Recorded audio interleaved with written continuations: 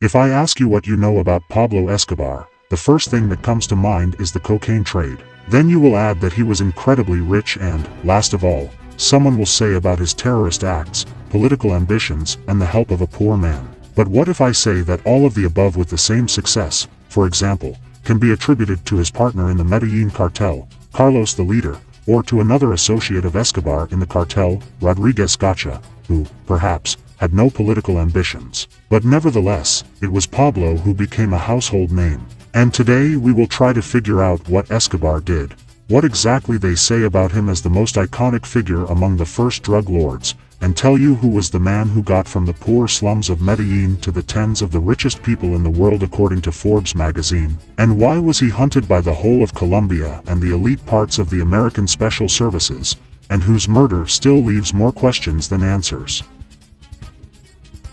Meet me, Pablo Emilio Escobar Gaviria, on the other side of the law.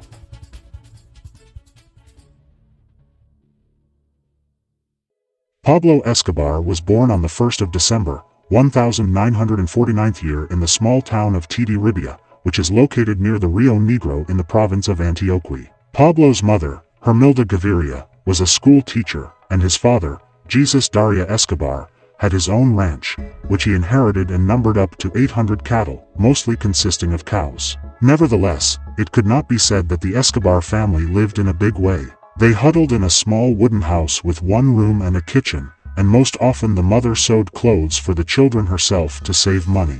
Well, this more or less stable, established life was disrupted by several events. First, the cows on the ranch got sick with fever and began to die en masse. The livestock in a matter of days decreased by more than 500 individuals, which is why Jesus had to declare himself bankrupt and sell the ranch. And then the civil war between liberals and conservatives came to the town, which in history was called La Violencia and lasted from 1948 to 1958.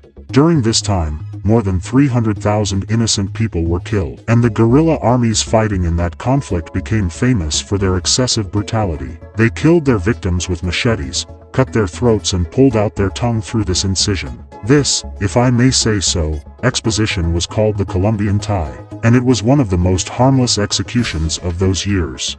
I will not tell you about how a kind of vase with flowers was made from the victim's body. And then one day, not at all beautiful, or to be more precise, night, this atrocity came to Aunt Rivia. The partisans entered the town and began pulling residents out into the street and hacking with machetes. The Escobar family was saved by the fact that the army managed to arrive in the city, and the partisan detachments fled, never having managed to get into their house. However, retreating, they set it on fire, and the last property of the family dissolved into flames. Escobarov no longer kept anything in Titiribia, and the whole family moved to Pablo's grandmother from living in Medellin. She was engaged in pouring sauces and packing spices, which she then sold to stores, and had a fairly large house that could accommodate the whole family of Jesus and Hermilda for a while. Here, for a short time, it is worth deviating a little from the history of Pablo and talking about the history of Medellin. I am sure that such, on the one hand, little things like family history, the history of the city in which the main character of the biography grew up,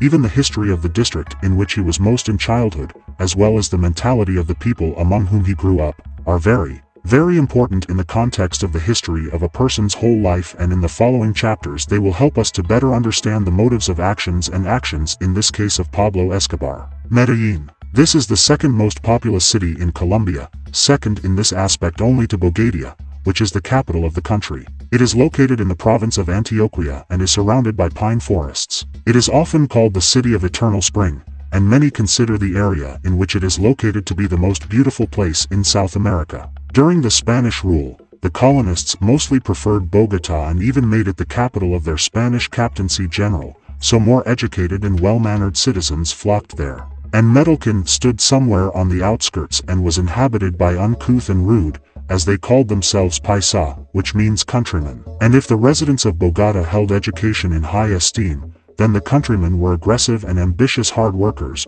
whose main task was to earn money and get out, so to speak, into people. And since then, the differences between the residents of the capital and fellow countrymen have only intensified. If culture developed in Bogotá, along with industry, then in Medellin, along with legal occupations that allowed them to become the main producer of coffee in Colombia, criminality also developed, which for the most part consisted of smuggling various goods and their further duty-free sale. Thus, by the time the Pablo family moved there, Medellin was rightfully considered a city of smugglers. However, it cannot be said that he began to learn this craft from young males, like, for example, Al Capone, whose biography is also on our channel. Yes, he grew up in an environment in which these classes were the norm. He even had relatives who were engaged in this illegal type of earnings, which I will tell you about a little later. But Pablo's childhood was no different from the childhood of other children from poor families in Medellin. He, like everyone else, loved playing football and disappearing into the night on the street with friends, doing everything that a child thinks can entertain. They threw eggs at each other, sealed the doorbells with gum so that they rang continuously, and in general did what we in the common people call shkodnichat. There was no talk of any crime. At the same time, Pablo met many boys who would later also join the Medelka cartel. Of the most significant personalities, it should be noted Jorge and Gustavo Gaviria. If they did not have a special friendship with the first at that time, perhaps because of the different social status of their parents and, perhaps, because of something else, then with the second, who was Pablo's cousin, they had a very strong relationship, and from the moment they met, they did almost all their business led together. Towards the end of high school, which Escobar, by the way, graduated from, which was not particularly common among boys of his social status, he got his first official job, becoming a courier for a local company engaged in the production of dentures, which he, in fact, delivered to the dentist of Medellin on his bicycle. He gave the money he earned to his mother. There was nothing to say that the whole world would know about this boy later.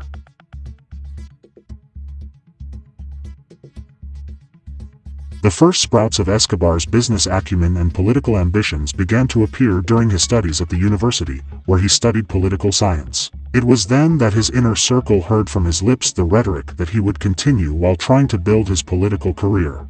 In addition to reviving the political program, Pavel began to show the abilities of a businessman. He bought old tombstones from graves in Medellin cemeteries, from which the bodies were removed due to the fact that no one came to them for a long time, and then sold them to his uncle's shop, which was engaged in engraving tombstones. There are also rumors that Escobar stole them, or that he was stealing cars, and so successfully that the insurance paid him not to steal insured cars. And of course, you've probably heard the story about the kidnapping of a wealthy industrialist Diego Echevarria, for whom no ransom was paid, and Pablo killed him. Let's figure out where these rumors came from in general and how much truth there is in them. After Pablo got to Congress, in addition to accusations of drug trafficking, all sorts of stories about other illegal actions of Escobar aimed at blackening his reputation also began to surface. Moreover, these stories were not supported, let alone by any papers about the arrests, and even the testimony of witnesses or accomplices was not provided. If in the case of the theft of tombstones or cars it is very difficult to prove Escobar's guilt or innocence, then in the case of the abduction everything looks as far-fetched as possible. If any of you are not aware, then the story here is as follows. Pablo stole a rich industrialist who was disliked by the poor of Medellin, and then, without receiving a ransom, killed him and openly attributed this act to himself. Firstly, Diego Echevarria was a philanthropist who donated his money to the needs of the poor population of the city of Itagüí, which is just around the corner in Medellin, and there was no hatred from the poor towards him. Secondly, these murders were also attributed to a local Medellin gang called El Monatruz, and I did not find any confirmation of Pablo's connection with them. But thirdly, the most obvious thing is that if Escobar had openly declared that he had killed a prominent Colombian, the hunt would have already begun for him, about which not a word is written anywhere. Of course, nothing can arise from scratch, and any event has some kind of basis. But let's be realistic and try to rely on some facts and logical conclusions, and not blindly demonize a person, because Hitler did not immediately burn Jews, but first tried to become an artist. Also in the case of Pablo Escobar, a boy who graduated from high school in a social environment where not everyone was able to do it, and then went to college, suddenly out of the blue starts kidnapping and killing people. It doesn't sound very plausible, don't you think? Pablo got into crime in a completely different way and for completely different reasons. His small business selling tombstones did not bring in enough money for him to continue paying for his studies, and therefore he had to leave college. Escobar could forget about his political career from education, and therefore the task of becoming a man, which was inherent in him, like any other Medellin, could be solved only through an increase in financial well-being. And here we smoothly approach the story of his relative, a smuggler. Pablo, by and large, at the beginning of his adult life stood at a crossroads of three roads, between which he chose his life path. The first is a political career, which had to be postponed due to the inability to get an education and lack of financial resources. The second is legal business or production, or agriculture. Here, Pavel had examples of his uncle dealing with tombstones, grandmothers selling spices and sauces, and his father who had his own ranch. In the first two cases, earnings clearly did not match his ambitions, and in the third, in addition to again not very big earnings, he saw with his own eyes all the risks of farming as a child. Well, the third road is smuggling. Here in front of Pablo stood his most successful relative, namely his Detroberta Gaviria, who was lucky enough to find a small pot of precious stones in his garden, which he successfully sold without attracting much attention, and with the money he earned, he engaged in smuggling alcohol and tobacco, which successfully allowed him to provide his family with everything necessary.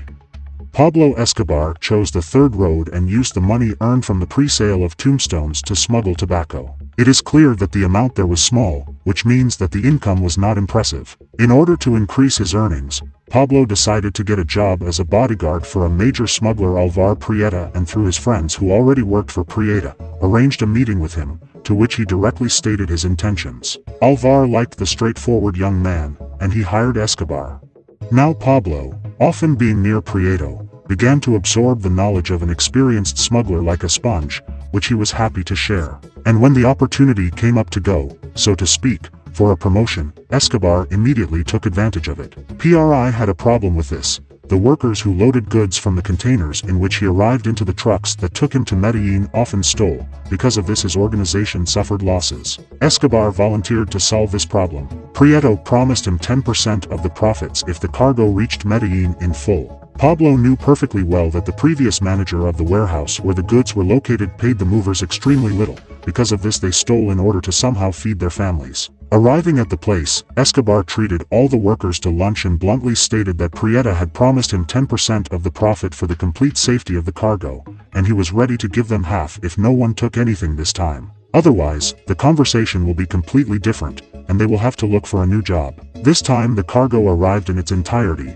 and Pablo kept his word to the workers. Having met with Prieta after successfully completed the work, he told him that he was ready to continue to accompany the cargo, be responsible for its complete safety and, in case of failure, eliminate the losses on his own, but he wanted 50% of the profit for it. At the same time, to put it mildly, I was surprised by such an audacious statement. But after a long conversation, they agreed on the Escobar's share of 40%, at which Alvaro worked even more than with constant theft. Now Pablo became a partner in this and fully controlled the delivery of the cargo from its arrival in Panama to its delivery to Medellin. They carried quite legal goods for themselves, such as jewelry, consumer electronics, clothing, tobacco and the like. Therefore, the police did not touch Escobar for a moderate fee, and the locals once again did not tell anyone about his caravans, since they also received small gifts from Pavel. It was possible to make 2 such flights a month, and the earnings from each varied from $100,000 to $120,000. And by the age of 22, Pablo Escobar had become a dollar millionaire.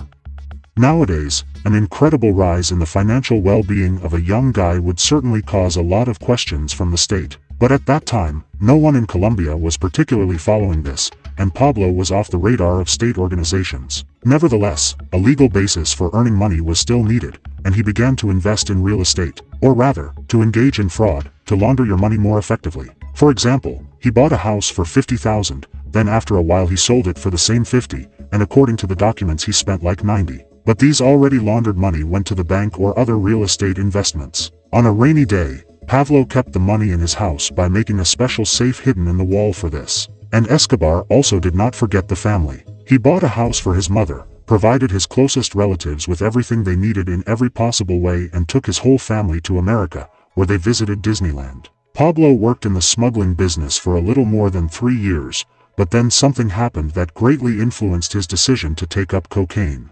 Escobar paid bribes to a high-ranking policeman so that his caravans could pass through the latter's territories unhindered.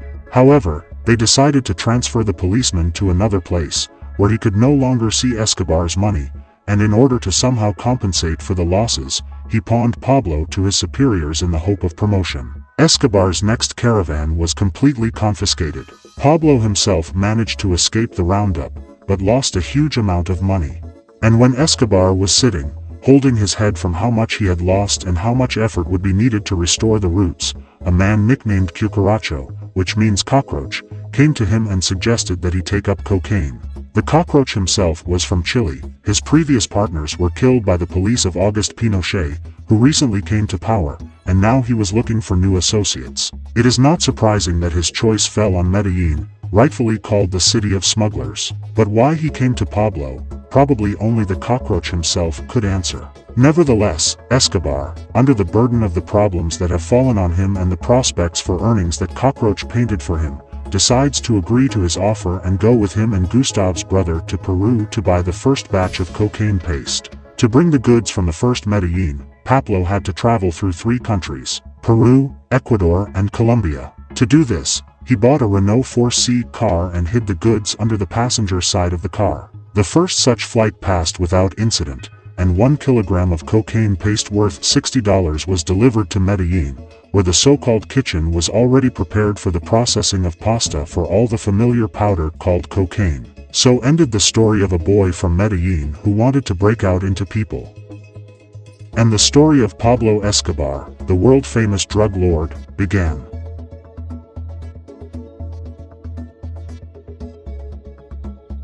Today, probably everyone knows that cocaine is a dangerous drug from which it is better to stay away. The authorities of most countries closely monitor the dealers and strictly punish for its distribution.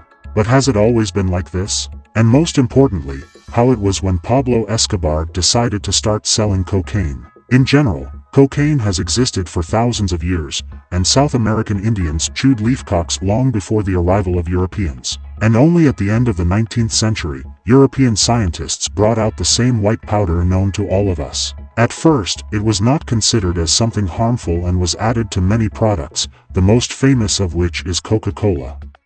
And Sigmund Freud, who had been using cocaine on a regular basis for a long time, proclaimed it the causative agent of sexual desire, which became one of the reasons for its widespread use at the beginning of the 20th century, and as a result, in 1914 year, the first anti-drug law was adopted in the United States. However, it still continued to be officially produced, including in the USA, and it was only in 1963 at the UN Assembly that cocaine was officially classified as a prohibited substance.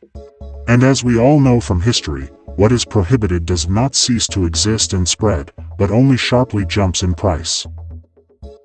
Cocaine was no exception. Chile was rightfully considered the main center of its production until 1973. Cocaine was produced there, and then transferred to the States, and often the Colombians were engaged in delivering it to America. However, the parties were small, and people of the so-called upper class and bohemians bought the white powder. The market in the USA was extremely small, but even then it made it possible to earn a lot of money. In addition, the DEA at that time practically did not look in the direction of cocaine and did not consider it a problem. Their main headache was the import and distribution of marijuana. As a result, by the time Pablo Escobar entered the cocaine business, the first wave of cocaine fever had already been forgotten, and the authorities were not afraid of its spread and considered it a drug of high society. Pablo himself did not agree with this and saw ways to expand the US markets. The first kilogram of pasta, which he brought from Peru and converted into powder in Colombia, was sold in this very Colombia not to the rich at all, but to ordinary residents of Medellin. Moreover, Escobar saw how people came back to him again and again for a new purchase. So why shouldn't what worked in Colombia work in the States? And it turned out that it was not at all the demand in the USA was small, but the supply, that is, the import of goods, was so small that cocaine simply did not reach the middle or lower class. It was a small matter to figure out how to introduce more and more cocaine into America. At first, Pablo brought cocaine paste Medellin on his Renault, then they made powder out of it, and then a guy named Lev in a secret jacket pocket transported cocaine to Miami. She went back to Colombia. Very soon, such volumes became scarce. Then Pablo hired people who transported potatoes from Peru to Colombia and paid them for transporting cocaine paste along with the potatoes in the spare wheel. Instead of a couple of kilograms, he could now bring several tens of kilograms of paste to his laboratory, and since Lev's jacket was not rubber, some other method of transportation was needed. To do this, Escobar bribed several pilots of small planes that flew between Colombia and the United States. All they had to do was bring old airplane tires stuffed with cocaine to Miami and dump them at the airfield. Then these tires, along with the rest of the garbage, were taken to the landfill and thrown out, and Escobar's man, who was watching the garbage truck, took them away. One such tire could hold up to 40 kilograms of goods, and 3 or 4 tires could be placed on the plane. The increase in the volume of the paste also created the danger of detection of his laboratory, which was located in a residential area of Medellin. So Pablo took her to the jungle. In the first year of working with cocaine, Escobar earned several times more than in 3 years of smuggling. He bought himself a nice car and a house in the elite Medellina district. He paid the police and was sure that life was going uphill. But then an event happened that actually played a very big role in Escobar's history, but then it was impossible to even think how much it would affect his entire fate. A man named Gavel worked as a driver for Pablo. He carried potatoes on trucks where Escobar's goods were hidden. Gavi was not particularly smart, and with the money he received from his work, he immediately began to buy a lot of expensive things. And so it turned out that Uncle Shit worked in DOS, this is an analog of our FSB, and he became very interested in where his stupid nephew got such money from. But Gavel did not find anything better than to directly tell his entire earnings scheme. As a result, DOS stopped one of Pablo's trucks and told the driver to call his boss, since a bribe was needed to continue the route. Escobar, having received the call, took it normally, since this practice was quite commonplace. Arriving at the scene, Pablo was arrested and sent to prison. Escobar spent about 2 months in prison. During this time, his people at large found a common language with the judge who was supposed to sit for the hearing, and the acquittal was only a matter of time. But as you have already understood, nothing happens in Escobar's story without the word but. The day before the hearing, the lawyer informed Pablo that the case would be considered not in Medellin, but in Pasto, the city where the truck started moving. It was aggravated by the fact that a military court would pass sentence, which is extremely difficult to bribe, especially in a city where he has practically no acquaintances. Pablo bribed the guards and escaped from prison the same night he found out. Somehow, and with a large sum of money, he managed to find people who knew people who knew people who could help. As a result, the military court was changed to a regular one, and the judge was bought. The issue of escape was solved by buying a fake medical history and a bribe to the director of the prison. The truck driver took all the blame, who received generous compensation for this, and Escobar was fully acquitted. About a month after the trial, Pablo received another blow, which will also affect him in the future. If the arrest directly affects his fate, then this case will lay in him the seeds of suspiciousness and a sense of invulnerability. And the case itself is as follows. 2 DOS agents, who had previously arrested him, kidnapped Pablo and his brother Gustav on the order of one person. They took them to a quiet place and put them on their knees to be shot. However, greed in them was stronger than a sense of duty to the customer. Escobar managed to offer more money than was promised for his death. And while Gustavo went to get the right amount, Pablo also found out the name of the person who ordered them for an additional fee. It turned out to be none other than Cockroach, the man who brought Escobar into this business. It seemed to him that Pablo was crushing the whole business under him, and he wanted to throw him out of business. Escobar, accustomed to doing business honestly in the smuggling business, could not understand why a person who receives well and who is under his protection decided to do this to him. But it was no longer smuggling, and it was a cocaine business. And this case showed Pablo the rules of the game well. After a short period of time, he killed both the Cockroach and the 2 DOS agents who kidnapped him. The boundaries of what is permissible have been expanded, and the transformation of the personality of Pablo Escobar from a skilled businessman into a bloody drug lord has been launched. Ahead was the rapid rise and golden time of the Medellin cartel and Pablo Escobar in particular.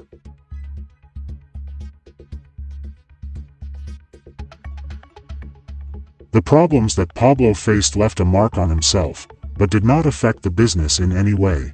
Moreover, everything was going exactly as Escobar had planned. Demand only continued to increase.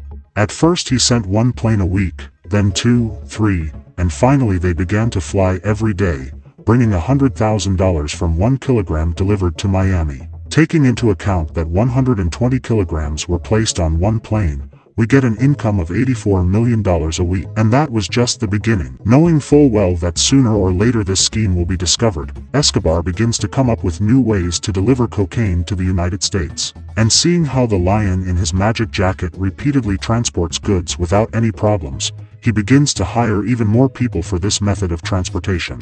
It is clear that these were not ordinary people from the street, and either Pablo himself or someone from the organization had to vouch for them. Such couriers, or as they were also called mules, transported cocaine in a variety of ways. Someone delivered it in a suitcase with a double bottom. Someone was traveling in shoes that already had a bag of cocaine sewn into the sole. Others swallowed the bags and carried them in their stomach. He even attracted disabled people. Wheelchair users just sat on a bag of coke, and blind people carried it inside their walking stick. At first, the mules flew every other day, then every day, then several times every day, and finally Pablo's organization sent them at every opportunity, no longer caring that they would be discovered. The DEA was still more preoccupied with marijuana than cocaine. Meanwhile, dozens of people with cocaine flew into the US every day under their noses, and then flew back to Colombia with wads of cash. For one flight, the courier received $1,000 and paid tickets, and Pablo Escobar from $100,000 to $500,000. But in addition to mules with suitcases, they flew to the USA and just suitcases stuffed with cocaine. Pablo bribed airport workers, and they put bags of goods on the flight, and upon arrival in Miami, people from the organization simply picked them up at the airport. It is clear that rumors that a 20-something-year-old guy earns $84 million a week began to spread around Colombia at a breakneck speed. No one had ever thought before that there would be such a demand for cocaine in the States. For Colombians and Medellins in particular, this discovery was a kind of revelation. Like Robert Henderson and George Carmack, who found gold in Alaska and thereby forced hundreds of people to come to this harsh land in the hope of getting rich at the snap of their fingers, Pablo Escobar also became the discoverer, not of a gold deposit, but of a large-scale, I would even say industrial cocaine smuggling, which with less effort than at a gold mine, brought much more, and most importantly stable earnings. He launched a real cocaine fever, and hundreds, if not thousands of people, all over Colombia wanted to get their piece of the drug. At first it was a cash investment in Escobar's business. People brought Pablo money, and after a while they received 1.5 to 2 times more. Then more and more people themselves began to engage in either the production of cocaine or its transportation to the States. And as everywhere else, someone succeeded in this business more, and someone less. Gradually, this difference began to increase and indisputable leaders began to appear, who controlled most of the market. In Medellin, these were Carlos Leder, the Choa brothers, Jose Rodriguez Gacha, nicknamed the Mexican, and, of course, Pablo Escobar. Very different people united by cocaine. The leader was the strangest character, half Colombian, half German, a religious man who admired Hitler and read Marx, loved the Beatles and viewed cocaine as a poison that should destroy American society. He dreamed of becoming president of Colombia one day and even had at one time his own political party with a clear right-wing bias. Jose Rodriguez Gacha, just like Pablo or Dare, came from a poor family who, by the time the cocaine fever started, had managed to make a good capital in the emerald business and became famous for his cruelty towards both competitors and partners, killing everyone on his way who prevented him from increasing his wealth. The Che brothers were already a wealthy family and earned their money for breeding horses. They were engaged in the cocaine business insofar as, but the way the volumes of Pablo were growing rapidly made them turn on completely. Moreover, at that time cocaine was not a great danger, but only increased the fortune of the dealers. At first, a special distinguishing feature of the brothers was the transportation of coke in the vaginas of horses, which they subsequently refused. Such a quartet stood at the top of the organization that would later be called the Medellin Cartel. But it would be wrong to say that it was the board of directors who gave the orders. These were the leaders of individual organizations, but since the US demand was literally inexhaustible, they had nothing to fight for. All the goods they sent were sold, which means it was more profitable for them to help each other. To make it more clear to you what I'm talking about, here are some examples. The leader had his own island in the Bahamas, and the authorities were bought there, and in order for other dealers not to buy their islands and not pay the authorities, they simply used the leader's runway for refueling for a relatively small fee, or Gachi had established routes through Mexico, and not to lay a new route for everyone separately. Everything they used the ways of the Mexican, giving him a percentage of the profit. And of course, everyone used the routes of Pablo, who also received a percentage of the profits. And since he was the first to get into this business, he controlled more routes, had more people and more money, and was informally the leader of this entire drug dealers cooperative. Small dealers were most often engaged in production and sent their shipments along with the cartel leaders' cargoes, paying a percentage of the profit for this and receiving some kind of insurance that in case of seizure or loss of cargo, they would be reimbursed for losses. The turning point that finally united the Medellin cartel was the abduction of the Ochoa brothers' sister, Marta. It happened in 1981. By this time, each of the leaders of the cartel had already earned enormous money, but no one yet knew what bloody measures they were ready to take. For everyone, they were just very rich dealers, and the partisans from the M19 group thought the same. They needed money to wage war, and they couldn't think of anything better than to kidnap a relative of one of the drug lords and ask for a ransom for him. Well, they won't go to the police, and these bars don't bite the chickens, the partisans thought. And we must pay tribute. Both in the first and in the second they were not mistaken. No one really went to the police, and there really was a lot of money. Only they didn't take into account the third one. People working in the cocaine business, and even more so those who find themselves at the top of the barrack hierarchy, so to speak, have long been accustomed to violence. Where such huge sums are spinning, betrayal is becoming more and more common. And in order to stay at the top and not let the organization wallow in anarchy, it is necessary to solve this problem quickly and harshly. They also decided to act against the partisans. The very next day after the abduction of Marta, Pavel gathered every single one of Medellin's barrack together in his house. At the meeting, he said that he proposed not to be led to the demands of extortionists, to unite and strike back. His proposal was adopted unanimously. He also assumed the responsibility of managing the operation, which no one objected to either. They called their association Death to the Kidnappers. Immediately after the meeting ended, Pablo tapped his contacts in the police and bought all the information about M19 that they had. Escobar's men then began combing the jungle in search of their camps, and with the help of purchased police officers began to find their homes in the city. As soon as the guerrillas were found, they were first tortured and then killed in the most sophisticated ways familiar to Colombians since the La Violencia War. A few weeks later, the leaders of M19 realized that they could not win this war, and Marta Ochoa was released. And the dealers realized that together they can work much harder than alone. This decision on consolidation became the key one, and by pooling their resources, they began to increase the scope of their actions at breakneck speed. Ahead was the golden time of the Medellin drug cartel.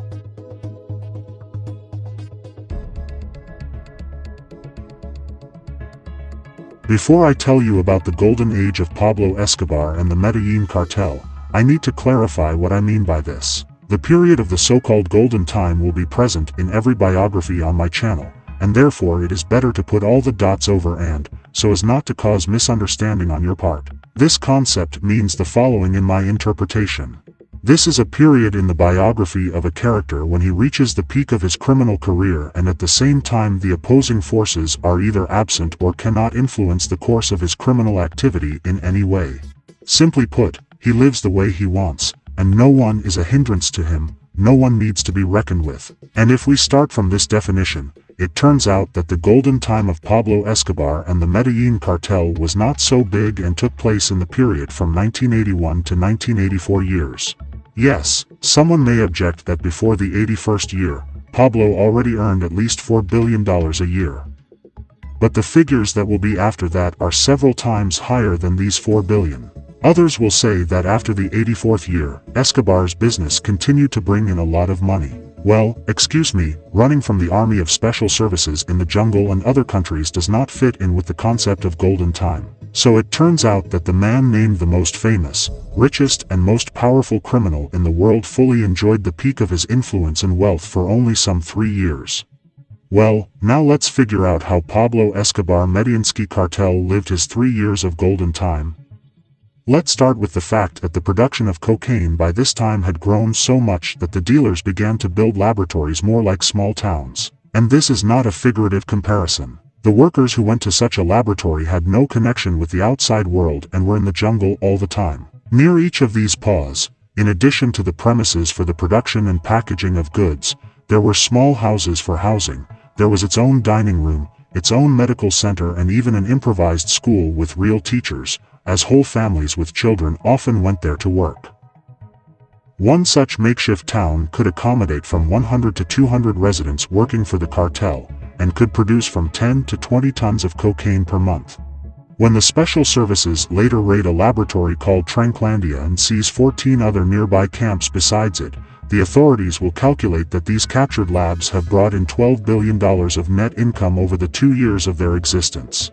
At the same time, you need to understand that there were not 14 of them all over Colombia, but many times more. Especially attentive viewers, after these figures, can reproach me, they say, how did Escobar earn $4 billion a year in his one laboratory before, and then it turns out that only $6 billion comes out from 14. And there are no inconsistencies here. Firstly, the larger the volume of goods he transported, the more people had to pay. During one flight, the volume of cocaine in these years had to be at least 300 kilograms, otherwise the organization suffered losses, and secondly, the cocaine market also lives according to the laws of supply and demand. In the beginning, Pablo received $100,000 per kilogram, and then, when the supply began to grow by leaps and bounds, the price began to fall, and by the 81st year, a kilogram of cocaine in Miami cost $42,000, and by the beginning of the 84th, the cost per kilogram was some $14,000 at all. And again, someone might object that I said earlier that the demand was inexhaustible. And it was really inexhaustible, only you need to take into account the purchasing power of different social groups. It was possible to sell cocaine for the elite for $100,000, then sooner or later representatives of this class ran out, and in order to sell an ever-growing amount of goods, prices had to be lowered so that it became available first for the middle, and then for the lower class, which led to a drop in prices to $14,000. However, the price drop was not the only problem that the increase in production created. Now, there were not enough spare tires on airplanes and couriers flying back and forth endlessly for transportation, and it was necessary to come up with new ways. And it's worth paying tribute, Escobar was extremely resourceful in this matter and managed to shove cocaine wherever it could be shoved. He bought cheap televisions in Panama and pulled out all the wires and parts, and then stuffed them with cocaine for the same weight as he pulled out, and sent them by ordinary cargo plane to America. About 40 kilograms were placed in one such TV. This method worked, and Pablo decided to build on the success. He bought large industrial electrical transformers, each of which weighed about 3.5 tons, and did the same with them as with televisions. Upon arrival in the USA, the cocaine was pulled out, and the transformers were sent back because of their inoperable condition. Unfortunately for Escobar, the next flight did not take place, as the workers filling the transformers were caught red-handed. Then Pablo found another way. He was transporting cocaine from Colombia to Peru, and there he loaded it into crates of dried fish, one of the main exports of Peruvians, which was delivered to the United States on large cargo ships. During one such flight, it was possible to transfer up to 23 tons of coke. But that wasn't enough, so Escobar hired chemists. The first results of their labors were the ability to change the color of cocaine, and Pavel began mixing it with cocoa, which was sent from Ecuador to the United States. Then chemists learned how to create liquid cocaine, and it was mixed into everything from expensive Chilean wine to the cheapest beer and non-alcoholic products that were shipped from Latin America to the United States. Also, liquid cocaine soaked things, ranging from people's clothes, ending with wood. But the crowning achievement of Escobar's chemists was the ability to mix cocaine into plastic. So thousands of plastic products or plastics began to reside in the United States, which were mixed with cocaine, which in turn could not be sniffed by any DEA dog. Upon arrival in the USA, whether it was coke of a changed color mixed with cocoa, a liquid added drink, or combined with plastic, it invariably, with the help of other chemists, took its presentation in the form of a white powder. But no matter how sophisticated the new methods of transportation were, the plane always remained the main thing. Escobar by this time abandoned the scheme with old tires and decided that his own fleet would be more practical. It all started with the first small aircraft of the Piper Cap type. This is a model similar to our Cornhusker. And it all ended with the fact that within a couple of years the fleet had grown to 15 planes and 6 helicopters, the largest of which were cargo DC-3 and DC-6. Each of these aircraft could carry up to 1.5 tons at a time, not counting the DSI and flying machines, whose carrying capacity is even greater. Pablo did not forget about himself, having bought a Learjet plane for personal flights. Escobar's flight routes passed through either Panama, Jamaica, or Leader Island in the Bahamas. Subsequently, due to problems with the previously announced transportation routes, another route will be added to Mexico, where Pablo Escobar will conclude an agreement with the leader of the Guadalajara cartel, Perex Gallardo. The Colombians will bring cocaine to Mexico, and the Mexicans will use their own channels to ship it to the United States, receiving a certain percentage for this. Pablo's favorite route at that time was the way through Panama. In addition to cocaine, gold was also flying to Panama, which Escobar bought on the cheap from the local Choca Indians. In Panama, this gold was unloaded and sold more expensive, and on the way back the plane, along with the money from the sale of cocaine, was also carrying money from the sale of gold, so it was problematic to prove the origin of the cash on board the aircraft. In one such plane, as I said earlier, in addition to Escobar's goods, there was also the goods of other drug dealers. It is clear that Pablo's cocaine occupied at least 50% of the total volume in each flight, but in the remaining part 2, 5, or even more dealers could be represented. And this meant that the cocaine of each businessman had to be somehow distinguished from the cocaine of others. To do this, each individual flight had its own encryption system, with which the dealers marked their goods. Pilogi, who was transporting the cargo, carried with him, so to speak, a decoder sheet, according to which, upon arrival, the coke was distributed among the representatives of the dealers in America. And since I'm talking here about the methods of transporting cocaine performed by Pablo Escobar, it would be a sin not to mention, in my opinion, the most unusual and extraordinary method, which probably even surpassed the mixing of coke with plastic. I think many have already guessed. Yes, Escobar submarines are not a legend, myth, or fiction. Inspired by the James Bond film, Pablo decided that his organization should also have its own submarines. And since buying decommissioned submarines on the black market would attract too much attention, it was decided to build the submarines themselves. A Russian engineer was hired to do this, and after some time 2 small submarines capable of transporting up to 1.5 tons of cocaine per flight each turned out to be in the service of the cartel. This method turned out to be so successful that it was adopted by other cartel leaders. And for the first time the authorities learned about drug submarines only in the 2000th year, when during the raid a hangar was discovered in which another submarine was being built. It was possible to catch such a submarine during the transportation of goods only in the 2007 year. Naturally, the methods of transportation were not limited to what I announced. It was just the tip of the iceberg, and it would take more than a couple of tens of minutes to list the full list. By the way, if you were interested in watching a separate video about how cocaine bigwigs delivered and deliver goods to the USA, then write about it in the comments. We will move on to an equally interesting topic, namely how much and to whom Pablo Escobar paid to turn a blind eye to his dark deeds. There were no problems in hiring someone to help with transportation. No matter who this or that person was, Pablo could offer as much money as he needed. For example, the manager of airports in Colombia, through which aircraft with goods passed, received $500,000 a week.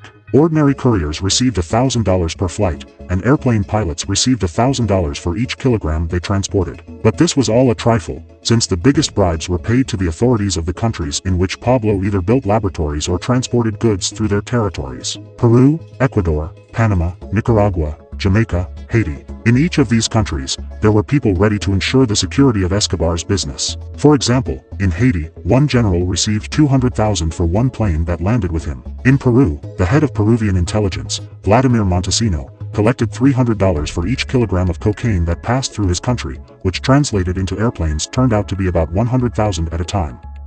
Panamanian General Manuel Noriega received the most. In those years, the largest shipments of goods passed through his country, and he could receive up to $1.5 million for one flight. Plus, he was paid to close his eyes on the Escobar laboratory in Panama. If we average the figures that were announced and take into account that one plane passed through each country a day, it turns out that Pablo's organization spent $90 million a month only on bribes to the highest ranks of other countries. But you and I understand that there was clearly more than one flight per day, and the exact amount could only be called by one of Escobar's accountants, but I am sure that it was many times more. And in general, everything is very difficult with the expenses, with the income of Pablo Escobar. So far, no one has calculated exactly how much Escobar earned. Forbes, including him in the list of the richest people in the world, counted $3 billion net income per year. Another authoritative Business Insider publication gives figures of $420 million a week, which, with simple calculations, turns into $20 billion a year. The main difficulty of these calculations is that Escobar's business has been in the shadows throughout his life, and all the figures on the estimated volumes of imported cocaine were based on successful raids by the authorities on laboratories in the jungle and seized shipments of coke during its transportation to the United States. The average figures that could be obtained through such sources that most operate, when calculating Escobar's income, is equivalent to 15 tons per day. Let's try to point a finger at the sky and calculate the income of Pablo Escobar. Let's take the following from the initial data. 15 tons per day is the import of goods to all Medinsky cartels. Pablo, according to various estimates, was assigned from 40 to 50%. Let's take the minimum bar and get 6 tons per day. Also, on a minimum scale, let's take the cost of cocaine per kilogram according to the average DEA in the period from the 81st to the 84th years, which is equal to $14,000. We multiply 6 tons by 14,000 and get $84 million a day. We deduct from here 50% on bribes, salaries to employees, unforeseen losses and the like, and we get $42 million a day. We simply multiply it all and we get $294 million a day, 1 and 2 billion a month and 14.5 billion already net income per year. The sum turns out to be so impressive that it is very difficult to understand and visualize its scale, so let's compare. For example, $14 billion is the GDP of a country like Montenegro. A month of work allowed Escobar to buy Buckingham Palace. It took him about 4 days to earn money for Elon Musk's rocket, an hour and a half for the right amount on Bugatti Veyron, and only 2 seconds to buy a brand new iPhone. To get the same amount of money, 40 million Russians with an average salary of 25,000 rubles will have to save all their earnings for a year without spending a single ruble. It takes more than a quarter of the population of the largest country in the world to just match the income of Pablo Escobar. And what is most ironic, it was even easier to smuggle and sell cocaine in America than to bring the money from its sale back to Colombia. And even more so to make sure that these drug money turned into snow white and legal finances. Escobar had as many ways to wash money as he had ways to transport cocaine. He invested his funds in various banks and companies, where it could not be done directly, found figureheads, bought and resold works of art by famous authors like Dahlia Picasso, ran scams with emeralds, selling cheap stones bought in Colombia as first-class jewelry abroad to specially hired people. Even Jews in the States were engaged in washing money for Escobar. But there was so much money that no Jews could have laundered it. Most of the individuals who stayed from the USA remained dark money. Pablo hid them everywhere, but the most common methods were the so-called callets and burials. For the first method, Escobar bought houses all over Medellin and made special spaces right in the walls, which were stuffed with money and then sealed up again. This was called callets. Ordinary people lived in such houses, whom Pablo trusted. Often they didn't even know about the hiding places. Well, the burial, I think it's so clear. The money was simply buried in the ground in boxes or barrels. At least once every 6 months, the money in such caches was changed to new ones. However, even this did not help, and about 10% of all income was written off due to damage. I wouldn't be surprised at all if it turned out that Pablo spent less money on himself than he lost in hiding places. And even so, Escobar's life didn't get any worse. His business was working so well that it was much easier to make money than to spend it all. But here, too, Pablo succeeded. He owned at least 400 estates throughout Colombia, dozens of houses and apartments in Medellin, real estate worth hundreds of thousands of dollars in the United States and Spain. He had his own football club and the largest zoo in Colombia. He built for all his relatives a separate quarter of Medellin, consisting of 40 houses. And Escobar's everyday life was similar to the everyday life of royalty. First-class food, a lot of servant assistants who, at the first call, did everything the patron said. Pablo did not forget about traveling either. He traveled all over Europe with his family and visited Hong Kong, and on his second visit to the United States he visited the White House in Las Vegas, where, according to his brother, they met Frank Senator. The quintessence of Escobar's entire lifestyle was his estate called Napoli. The luxurious estate was located on a plot of 30 square kilometers, through which the river flowed. In addition to the estate, there were several other houses, a runway for an airplane and the largest zoo in Colombia, which was open to visitors absolutely free of charge. The fields adjacent to the house were planted with fruit trees, and herds of cows grazed in the meadows. At the time when he had a free moment, Escobar liked to ride with his children and his wife between these fields on a silver carriage drawn by 4 horses. In addition to the zoo, which included a wide variety of animals from hippos, rhinos, giraffes and elephants to ostriches, emus, zebras, monkeys, kangaroos, on the territory of the estate there were also full-scale statues to historical animals made of concrete. But Pablo collected not only animals, he also had a collection of cars, where, among others, there was the car in which Bonnie and Clyde were killed, and an old Pontiac belonging to Al Capone. I did not suffer from the lack of entertainment in Naples. There was a swimming pool, a basketball court, a football field and a tennis court. Dad kept horses for horseback riding and had a whole motorcycle and car park in order to arrange races, and for entertainment on the river there were boats and water skis. There was also no shortage of luxury inside the main house. There was another swimming pool, jacuzzi, large dining areas and even a whole cinema. All family members had their own rooms with a separate bathroom and toilet. And if someone suddenly got hungry, then there were always cooks in the kitchen who could cook whatever their heart desires. Pablo even built a whole hall in the house for parties, at which the best artists of South America performed, and the guests consisted of politicians, businessmen, artists and other representatives of high society. Pablo Escobar felt like the king, if not of the world, then of Colombia for sure. The only thing that bothered him was one youthful dream. He still wanted to be president of Colombia.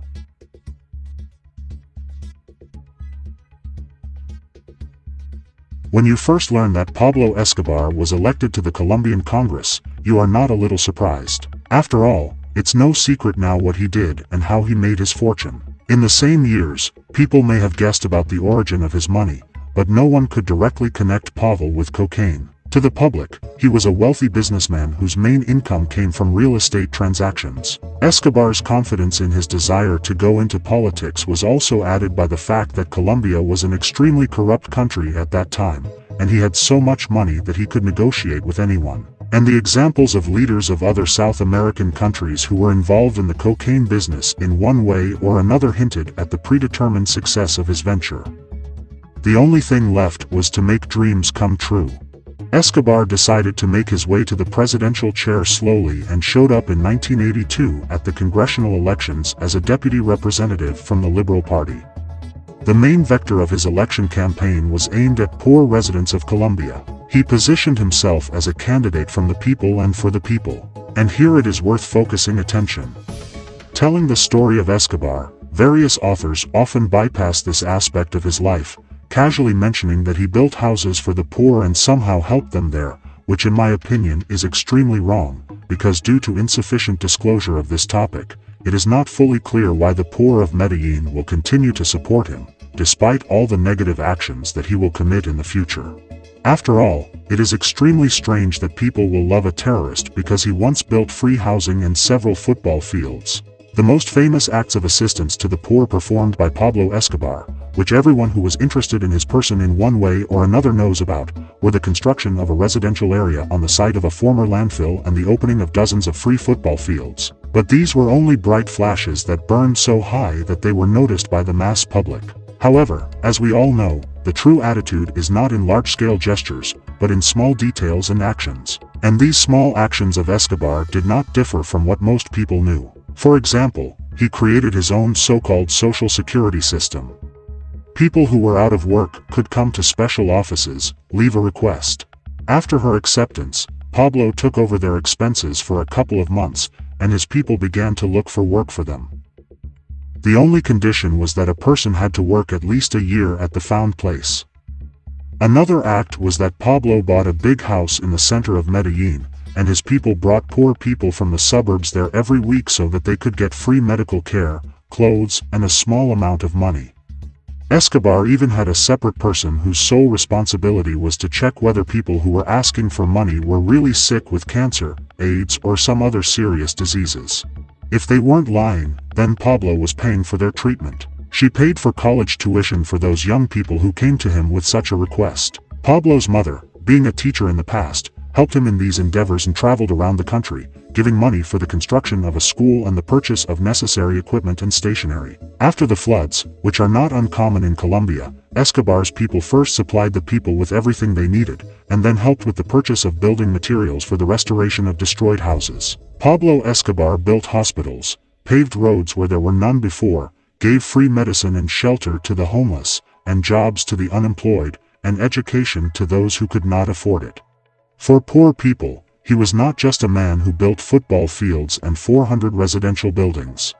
He was almost a guardian angel who does good deeds wherever his gaze falls. It is not surprising that in the future they will forgive him all the terrible things. In the meantime, Pablo Escobar was campaigning. He had a radio program called Civil Rights Come Into Law, where he talked to the whole of Colombia about his social program called Medellin Without Slums. Over the cities, Pablo launched planes that scattered leaflets with an appeal to vote for him, and his main feature was a speech in public, where he literally fell in love with listeners with his speeches, and after the speech, Escobar's people opened suitcases with money and distributed them to everyone. But it was not speeches and money that favorably distinguished Pablo from other candidates, but deeds. If he promised something at his speech or on the radio, then after a couple of days his people were already starting to fulfill their promises. Therefore, it is not surprising that in the end Pablo Escobar was elected to Congress. Escobar will stay in the role of a congressman for about a year, will visit Spain for the inauguration of the prime minister, will vote and speak at meetings, as well as convince Congress that in any case it is impossible to adopt an extradition law. But the longer Pablo remained in plain sight, the more he took part in the political life of the country,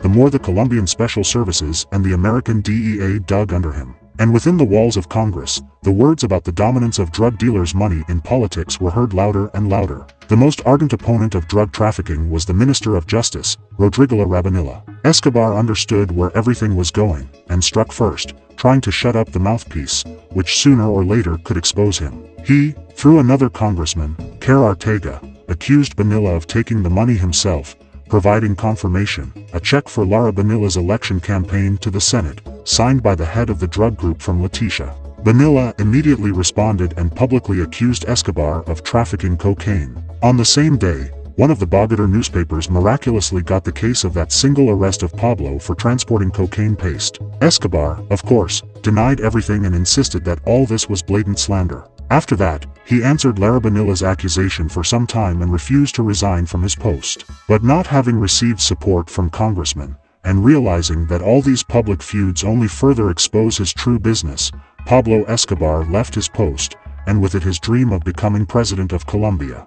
Lara Bonilla did not let up. He denounced 30 more congressmen, ordered that Escobar's planes be stripped of their flight licenses and tried to prove that at least 6 professional football teams exist on the money of the barrack. He was hitting the drug lords with all his guns and was not going to stop. All this led to the fact that hundreds of death threats were showered on Rodrigo Lara Bonilla, and Escobar was already preparing a real attempt. And again, when you first learn that Pablo ordered the murder of the Minister of Justice, it somehow does not fit in your head. Some bandit is challenging the whole country, preparing to kill the main person of the executive power, again, I repeat, the whole country. But if you follow Escobar all the way to this assassination attempt, then there will be nothing surprising here. Imagine that you are Pablo Escobar. You are born during a bloody civil war. You see with your own eyes at a young age all the atrocities that it brought with it. Then you come to a big city, the atrocities are left behind, and you live a happy but poor childhood, graduate from high school and go to college, dreaming of making a political career. But life has not become dramatically rich, and for lack of funds you have to leave school. This trouble does not knock you off your feet and you throw all your strength at another goal to get rich. Choose a smuggling business for this, successfully join it, earn your first $1 million. But an unfortunate combination of circumstances and everything goes to hell. However, you immediately grab another opportunity, you start selling cocaine. This activity begins to bring in more money than smuggling, everything is going well, but then bam is the first betrayal. They wanted to kill you. You manage to survive and you find yourself faced with a choice, either to leave this business and hide so that this person does not find you, or to answer him with the same coin. Being a proud and strong person, you choose the second path and kill this person. Then another person steals from you, again a choice. I'm sorry, it's more likely that others will also steal or kill to keep order. And you kill because this business gives you money, gives you power in the life you've always dreamed of. Now everyone knows what will happen to those who betray you or lose your money, and this becomes the rule within the organization. But then external forces attack you and kidnap your colleague's sister. In response, you gather all your people and declare war on the enemy. You organize a massacre, kill people right on the streets, and the police fed by you just turn a blind eye to it. As a result, you win and do not bear any punishment for killing dozens of people. Then your income soars so high that you yourself stop believing in what is happening.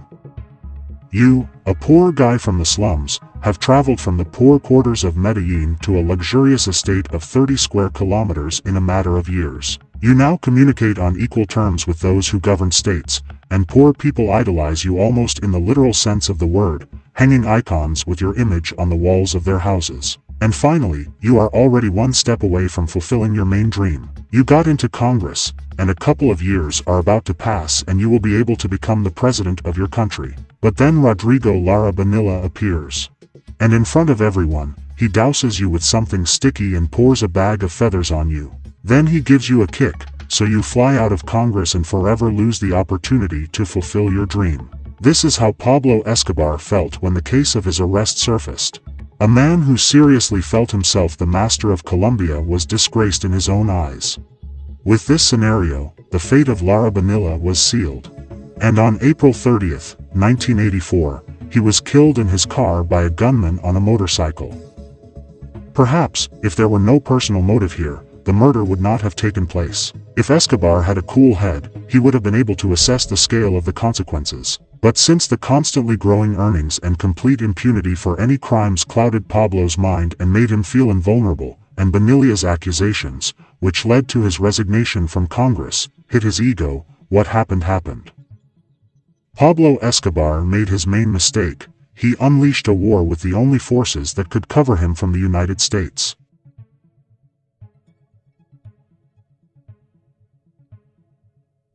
The murder of Lara Bonilla could not pass without a trace. If before that, Colombian President Betancourt was extremely skeptical about the idea of extradition and did not support the extradition of his citizens to the United States, then after this incident he revised his views. On the 1st of May 1984, he issued a decree on the state of siege, which stated that all the leaders of the Medellin cartel should be brought before a military court without the right to bail throughout the investigation. And the police were given the broadest powers to search, confiscate, arrest and detain for questioning without bringing charges. In a few days, hundreds of suspects were thrown into prison. The police searched more than 100 buildings allegedly belonging to the cartel. Throughout the country, aircraft, cars, trucks and other property were seized, in particular the Napoli estate owned by Pablo Escobar. Escobar was forced to flee Colombia to Panama, where he could hide under the government of General Noriega, with whom Pablo had long-standing business contacts. Escobar, of course, did not live such a luxurious life in Panama as he did in Naples, but he was not poor either. Staying there was like living in a 5-star hotel. Next to their house there was a swimming pool, a gym, a football field and even a golf course. But Escobar couldn't afford to have fun all day. He had to deal with a business that was under threat. On the one hand, he began to expand his laboratories in Panama and negotiated the construction of several more in Nicaragua. On the other hand, he tried to negotiate with the Betancourt government. He and his cartel partners sent a long letter to Belisario Betancourt through an intermediary. In the first part, the authors briefly outlined the history of drug trafficking in Colombia. It claimed that their organizations controlled from 70 to 80% of the total volume of cocaine produced in the country. Then there was the assurance that the organizations they represent are not directly or indirectly responsible for the murder of Lara Bonilla. Moreover, businessmen disavowed politics. It is not in their plans to change the existing democratic and republican system in Colombia. In the second part of the memorandum, the government was offered a deal. For their part, the cocaine kings pledged to hand over all secret airfields and laboratories to the state, dissolve the cartel, put their money into circulation in Colombia, assist in planting crops instead of coca and marijuana, and cooperate with the government in companies to eradicate drug addiction and treat drug addicts in the country. In return, the dealers wanted Betancourt to lift the state of siege and agree not to extradite criminals to the United States who had violated the law before this momentous letter. In other words, the cartel demanded amnesty. When Betancourt sent his people with a refusal, the cartel offered in addition to pay Colombia's external debt, which was at that time about $15 billion. But under pressure from the United States, which threatened to lead troops if they agreed to Escobar's proposal. The president also rejected this proposal. Around the same time that the cartel received a rejection from Betancourt, Pablo was informed that Rigaud was preparing to meet with the DEA to extradite the cartel leaders in exchange for his own amnesty. On the same day, everyone immediately left Panama. Gachi and the leaders secretly returned to Colombia, Jorge Achiva and Escobar, heading for Nicaragua. In Colombia, by that time, Pablo had been indicted on 5 counts, one of which he could have been extradited to the United States. While in Nicaragua, an incident occurred that finally confirmed for everyone the connection of Pablo with cocaine. Escobar hired a pilot named Barry Seal to transport cargo, who, as it turned out later, worked for the American Special Services. During the loading of the goods on the plane, photographs were taken in which Pablo also lit up. Then these photos were shown on American television during the president's speech. After 2 consecutive betrayals, Escobar decided that the only place where he could keep everything under control was Colombia. Even with constant roundups and raids, it was safer there than in other countries. As soon as Pablo returned and settled down in Medellin, not so that one could not be afraid of an unexpected police raid, he called all the people connected with the cocaine business in one way or another. All the big dealers, businessmen and even owners of football teams were there. At the meeting, he invited them all to unite to fight extradition. The owners of football teams should have gone on strike and not played, and everyone who is directly involved in business needed to create a united organization, something like their own army, which would act together and protect all drug traffickers from the encroachments of the authorities. Medellin, according to his plan, was to be divided into several zones, each of which should be controlled by a certain group. Escobar's enthusiasm was not shared by everyone, and many took time to reflect. It seemed to them that since all the lights were burning in the direction of Pablo, it might not affect them. Escobar didn't have time to wait for everyone to think it over. On the same evening after the meeting, the house was raided by the police. Pablo managed to slip away, but it was another alarm bell. On his return from Nicaragua, he paid a high-ranking policeman for a quiet stay in the city, but the raid was clearly not included in this concept. Now it was impossible to rely on police officers on a salary. In the future, he will pay them only for information. Permanent payments from that moment were discontinued, and he, together with those who supported him, began forming his own security service and thought out ways of movement and waste in case of unexpected raids.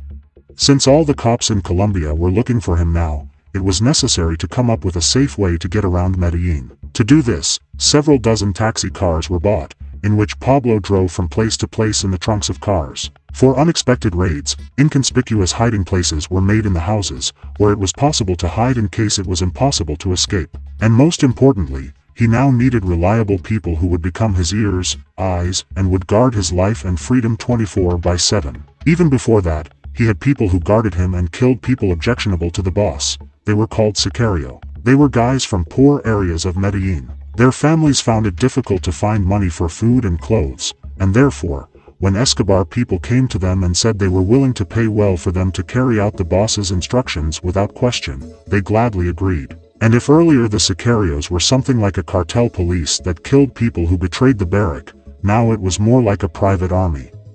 The whole city was divided into 4 parts, each of which housed the so-called sicario offices.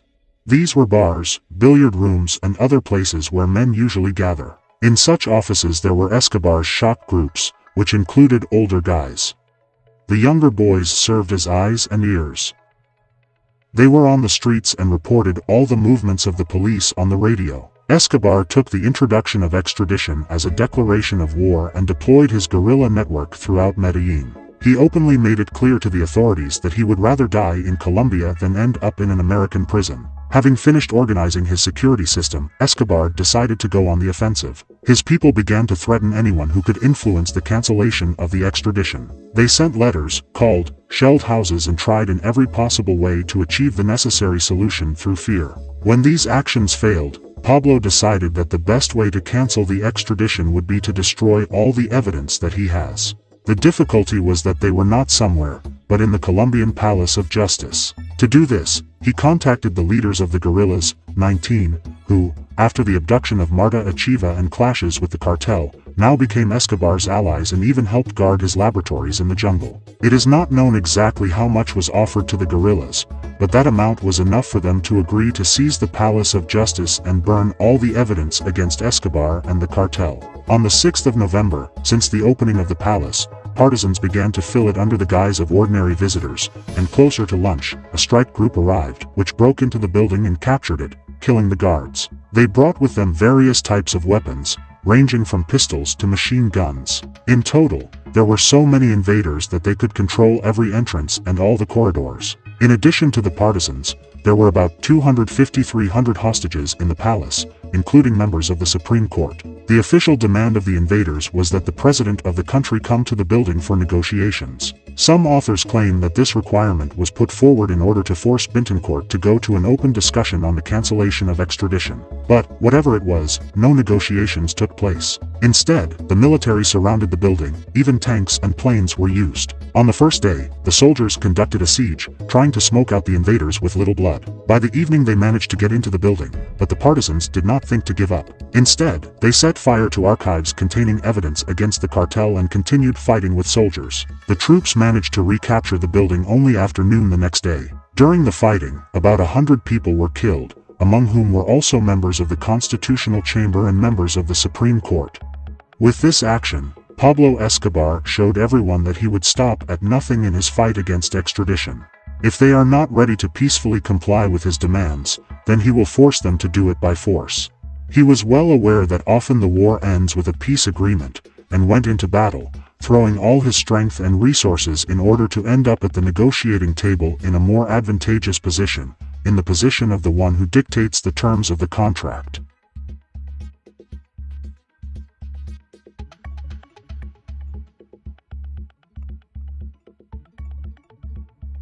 In previous chapters, I said that when you first hear that Pablo went to Congress, or that he ordered the murder of Vanilla, then at the beginning it all seems like some kind of movie plot and it's not entirely clear how this could actually happen.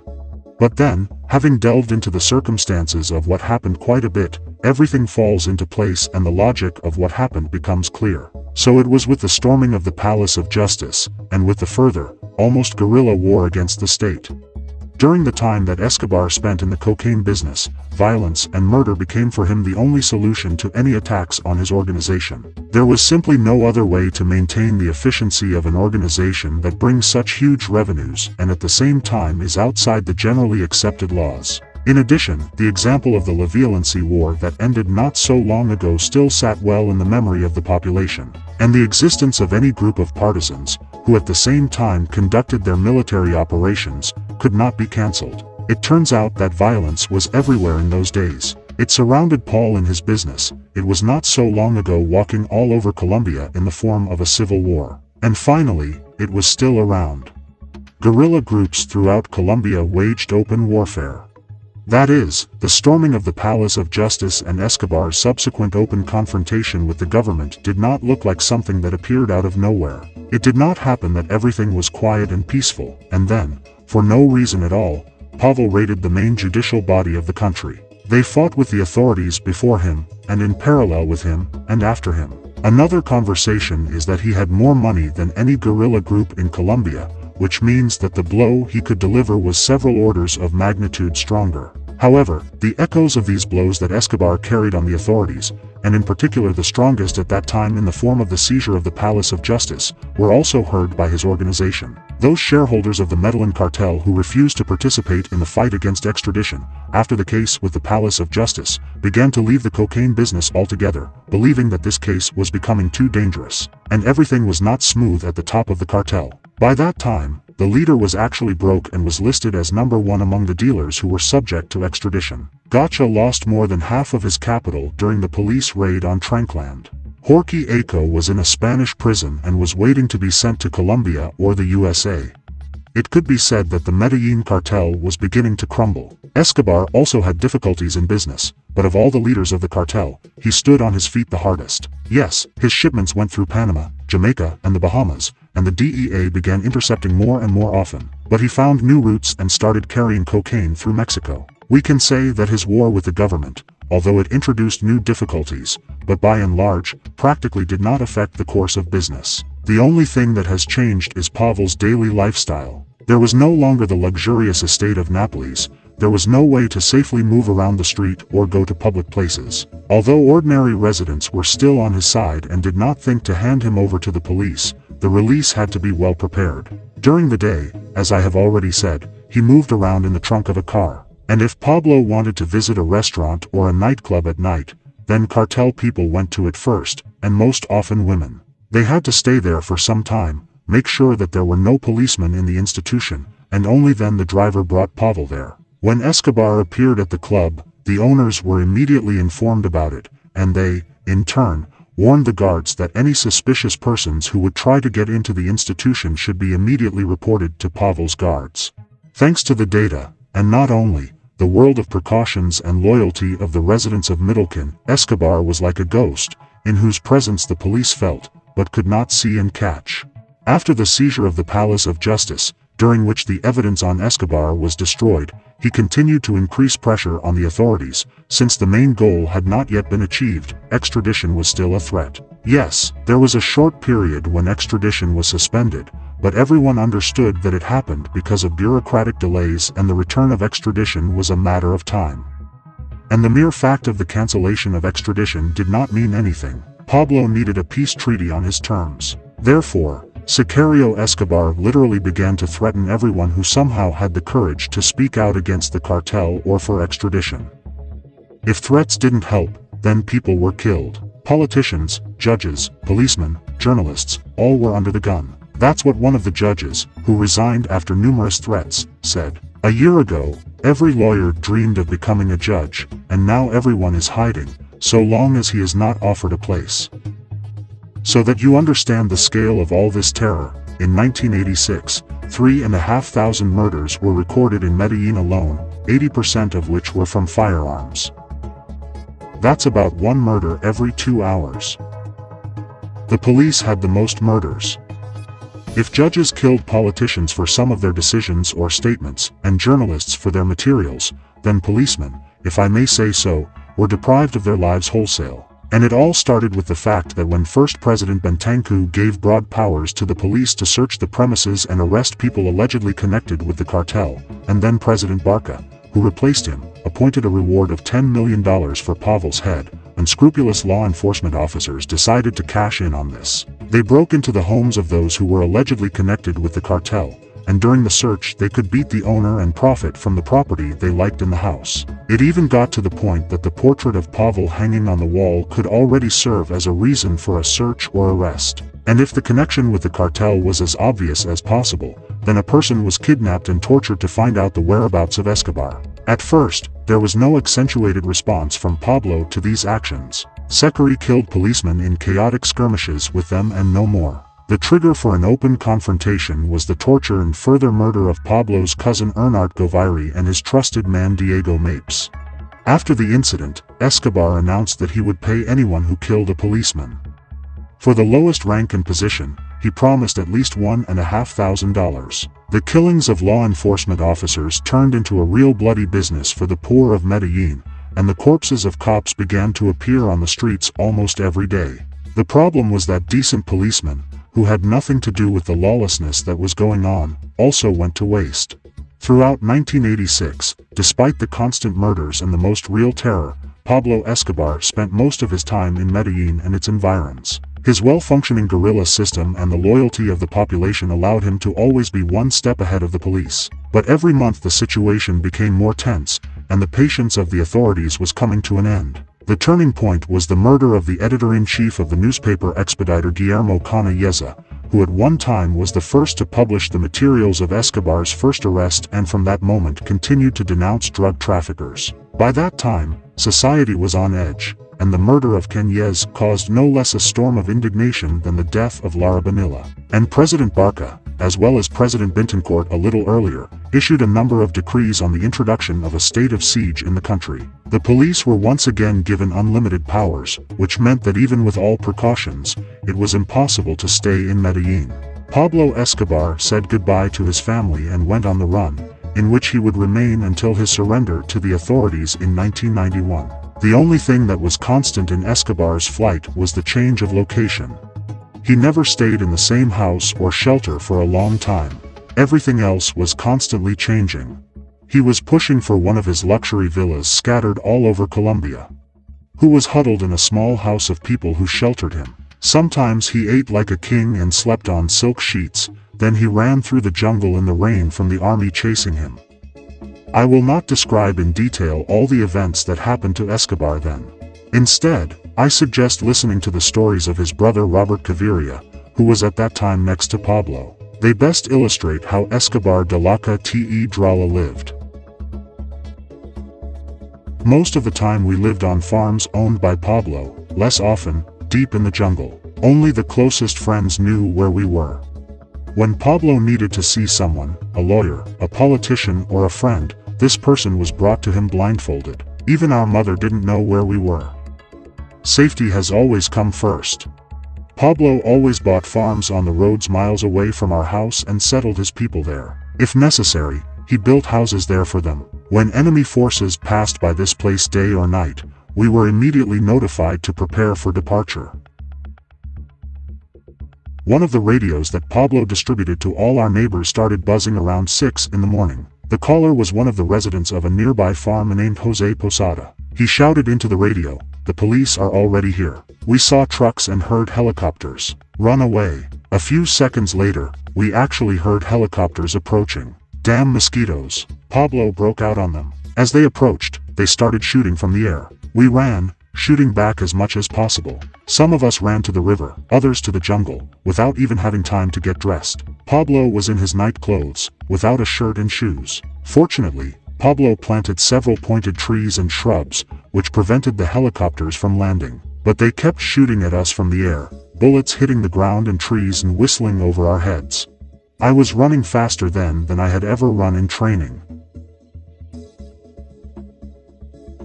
After a 30-day walk, some of us were very sick from coughing and fever. My own fever was very strong and I didn't know where I was.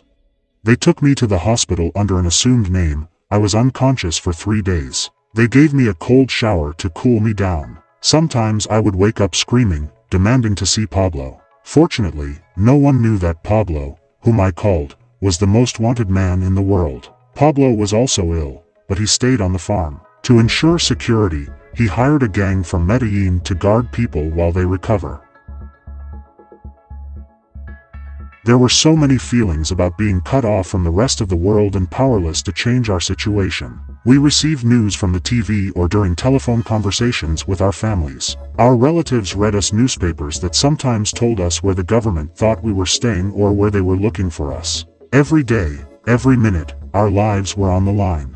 Every time we heard a plane approaching, we stopped and waited.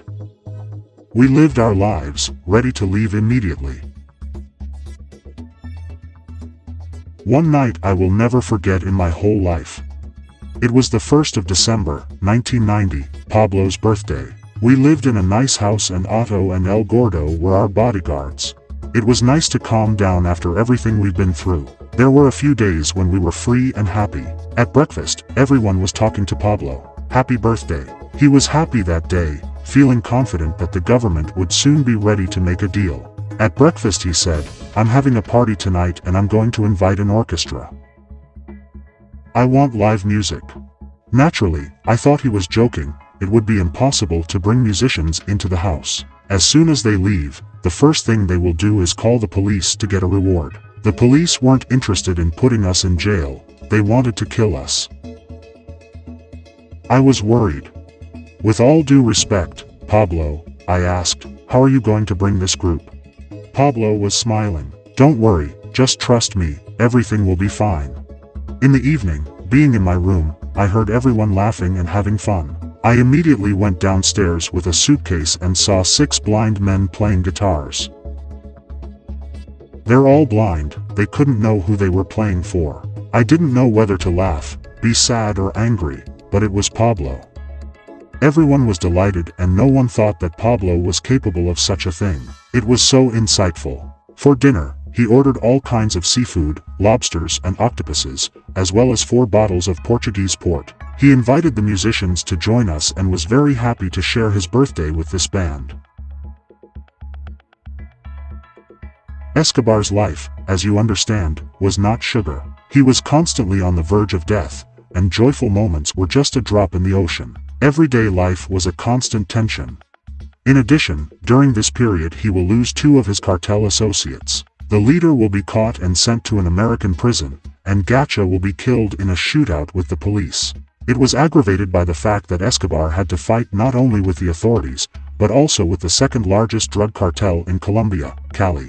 Around the same time that President Barca declared a state of siege, an attempt was made on Pavel. A bomb exploded near his house called Monaco.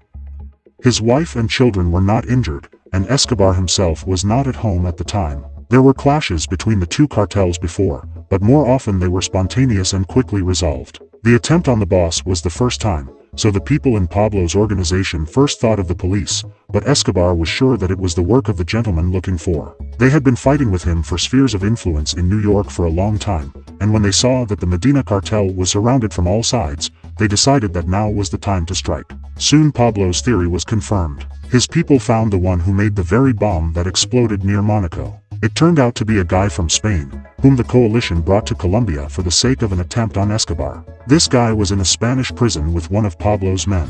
This person contacted him and invited him to a meeting with Escobar. At the meeting, Pavel asked if he wanted to transport cocaine to Spain, and when he agreed, he said that he was ready to provide him with the first batch for free, but he had to teach Escobar's people how to make bombs.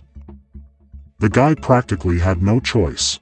Pablo confirmed to him that his first bomb in Colombia was aimed at Escobar's family. It is clear that he agreed to teach the people of the cartel. In addition to the Spanish bomber, the cartel's people were also trained by British-Israeli mercenaries, who learned to carry out the intricacies of warfare. From a bunch of poor boys of Medellin, Sicario Escobar turned into trained assassins and bombers.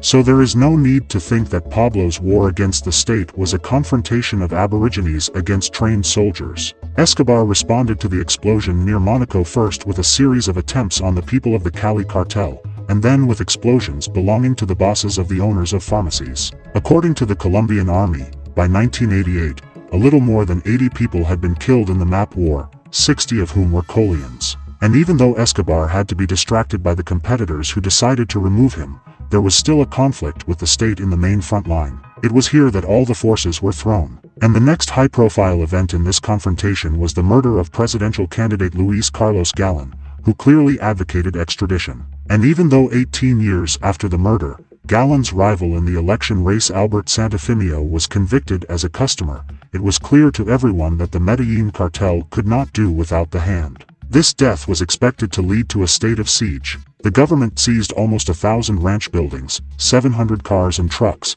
more than 350 planes, 73 boats, and almost 5 tons of cocaine. The government claimed the rights to 4 farms owned by the Mexican Gachi, as well as some of Pablo's buildings and businesses in Medellin. President Barca also returned to force the extradition treaty by the United States. The cartel replied that it would kill 10 judges for every person extradited. Immediately, more than 100 judges resigned their powers. Medellin began to fight even more fiercely than before. In the first few days, 17 bombs were detonated in banks, shops, and offices of political parties. The United States made a proposal to send troops at the first request of the Colombian government. In response, the cartel fired a homemade rocket at the U.S. Embassy in Colombia. The rocket didn't explode, but the hint was clear. In Colombia, in coordination with the local authorities, American military intelligence special units with the latest wiretapping equipment were sent to help the police and the Colombian army. And in the Colombian army itself, a special search unit was created, which was exclusively engaged in the capture of Pablo Escobar. In order to repel the search unit, the so-called bomber company was launched. There were more than 100 explosions. Judges were blown up, newspapers that wrote in favor of extradition were blown up, every policeman became a target. The Medellin police stopped living in their own homes to protect their families and stayed together in safe places. Everyone in the city, and possibly in the village, was somehow affected by the bombing company. But seeing that all the terrorist attacks, murders, and intimidation did not bring the desired effect in the form of a peace treaty on the terms of the cartel, Pavel seems to have decided that it was necessary to beat not small judges and policemen, but the very top, those who are personally responsible for his capture or for the introduction of extradition. And first he puts a man with a bomb on board the plane on which he was supposed to fly from Arcavia, a man who replaced Galinov in the election race and continues his ideas. The plane explodes in the air, but Gaviria is not there. The future president has changed his plans. And then Escobar makes an attempt to kill the head of DOS, Miguel Massa Marquez, a man who acted tougher and more effective than others in terms of hunting Escobar. Pablo's men planted a minibus with explosives and a total weight of about 500 kilograms and sent it to the DAZ building where Marquez was. According to the plan, the bus was supposed to drive into the lobby and explode, but something went wrong, and the explosion occurred near the building, not inside. It was so strong that the facade of the building collapsed. The minibus engine was found several blocks away, and houses 20 blocks from the epicenter were damaged. About 50 people were killed and about 1,000 were injured.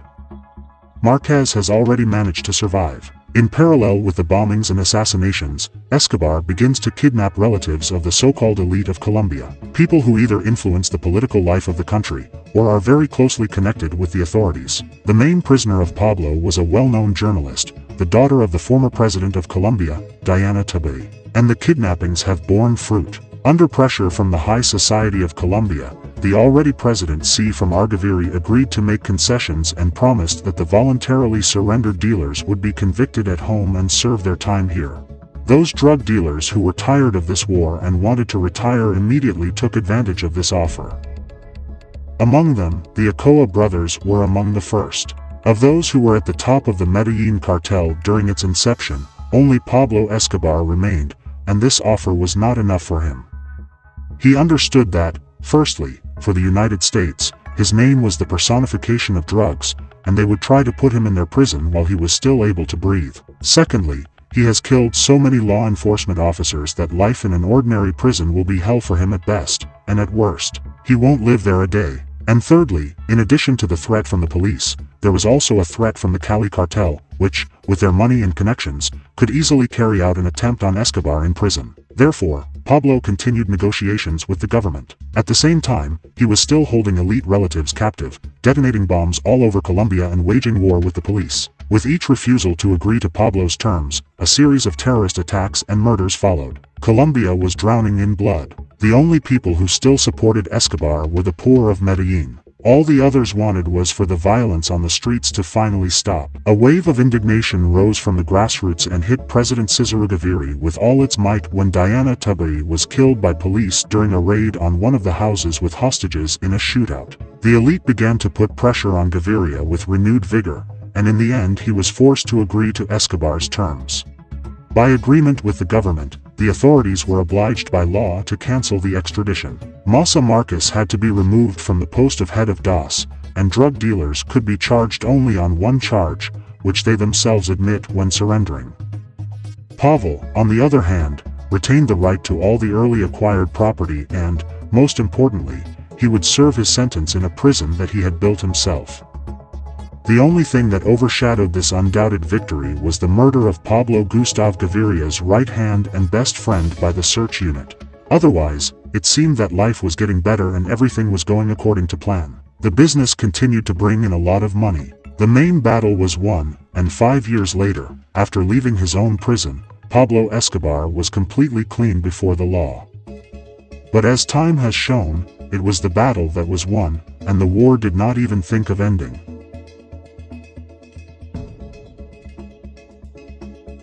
Escobar's surrender stopped the violence on the streets, but did not stop the flow of cocaine into America. His organization was run by trusted people, and in place of those who left the business during the feud with the authorities, new businessmen came. Pablo was still the biggest player in this field, and before getting into the block and fighting, he concluded an agreement not only with the state, but also with other Medellin dealers. He imposed a tax that other drug dealers had to pay him for serving sentences for all of them, and his battle with the authorities led to the abolition of their tradition. He even benefited here. The prison that Escobar built was more of a defensive fortress than a place of serving a sentence. It was called La Catedral, which means cathedral, and was located on top of a hill. In the mornings and evenings it was hidden by fog, and surrounded by trees, which, by agreement with the government, no one could cut down. There was a high fence with barbed wire around the perimeter, connected to 10,000 volts of electricity, and all the guards inside the prison were hired with Escobar's approval. Everyone else, including the army and the police, had no right to approach the cathedral. Subsequently, weapons and money for Pablo and his people will also be delivered to the prison, which will be stored in special caches made during the construction of the prison. Walkie-talkies were used to communicate inside the Sicario prison, and cell phones and pagers were available to communicate with the outside world. All these security measures were done in the first couple of weeks. It remained only to solve the domestic side of the issue. For this purpose, a person was hired who received permission to deliver food to the prison. On this truck, which no one checked, everything that was needed was delivered to the block. They brought their jacuzzis and hot tubs, audio systems and televisions, computers and building materials from which they improved the room and even built themselves a bar. Chefs were hired to cook food for Escobar's people and Pablo himself. La Catedral eventually became not only a defensive fortress, but also quite a comfortable hotel. Even in prison, Pablo lived better than many Colombians. Also on this truck, which Escobar called a tunnel, various people who Pablo wanted to see got inside. There were girls invited to parties, politicians, various celebrities, and even entire football teams that played friendly matches with Escobar's people right on the prison grounds.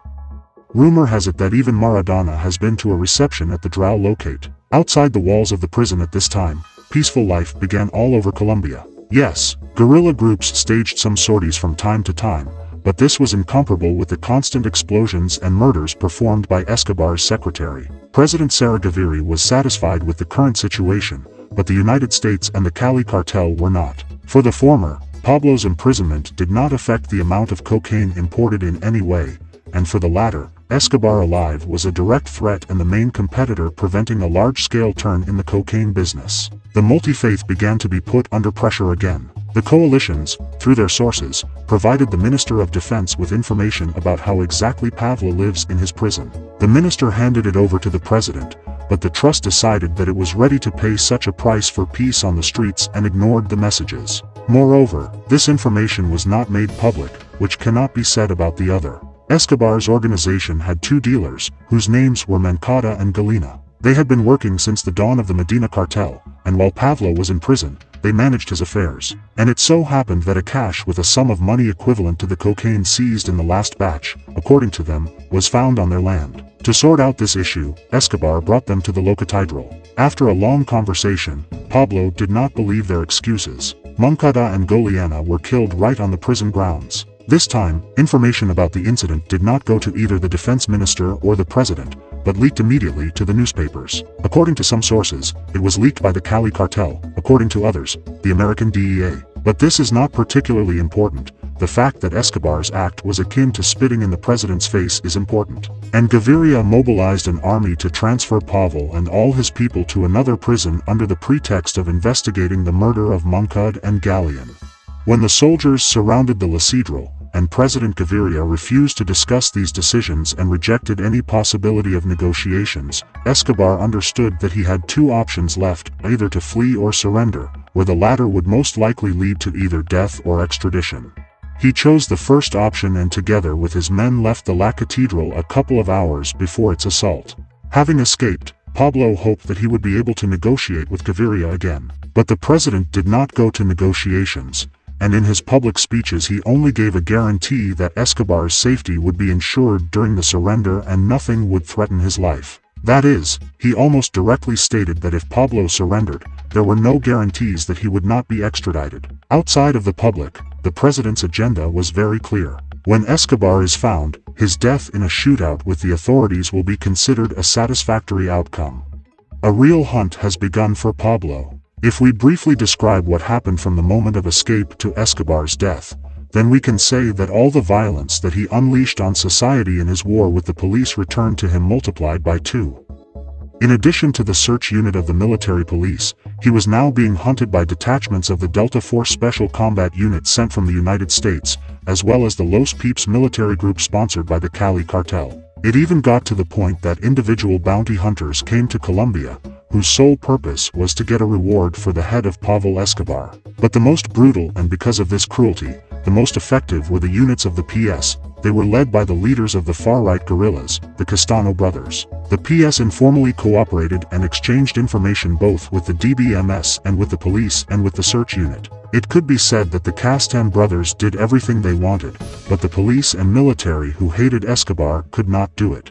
Receiving tips either from the authorities or from people who defected from Pablo, Los Peeps, in the best traditions of the La Violencia War, killed everyone who was somehow connected with Escobar. The mere fact that you even touched Pablo Escobar could already serve as a reason for murder. Everything Escobar did came back to him doubly. He made it so that people were afraid to go to work for the police or become judges. Now people were afraid not to work for Pavel, but even to admit that they squeezed his hand.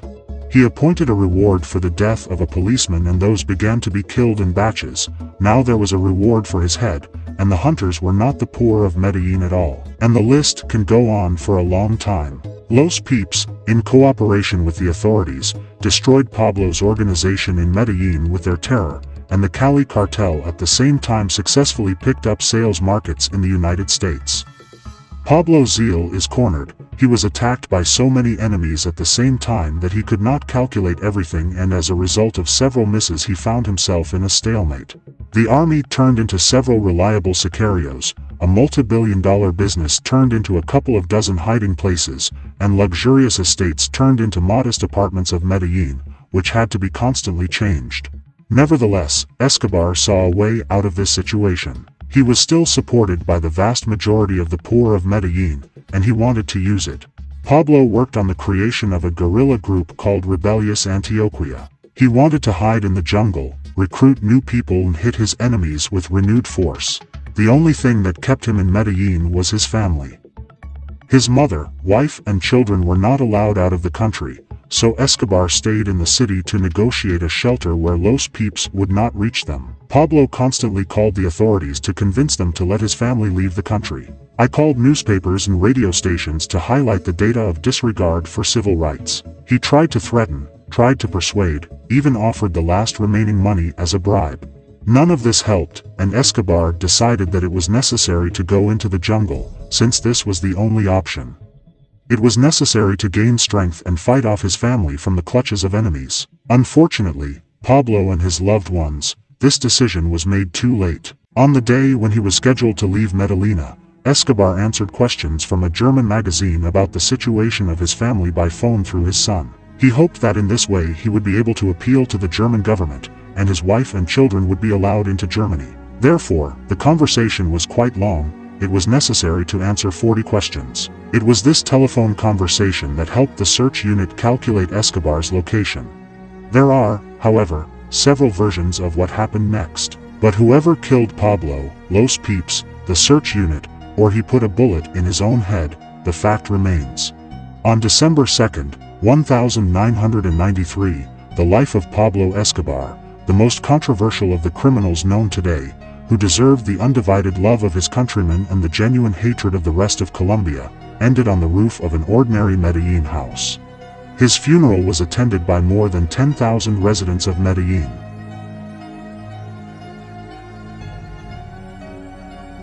If you liked the video and you want even more biographies, then give me feedback.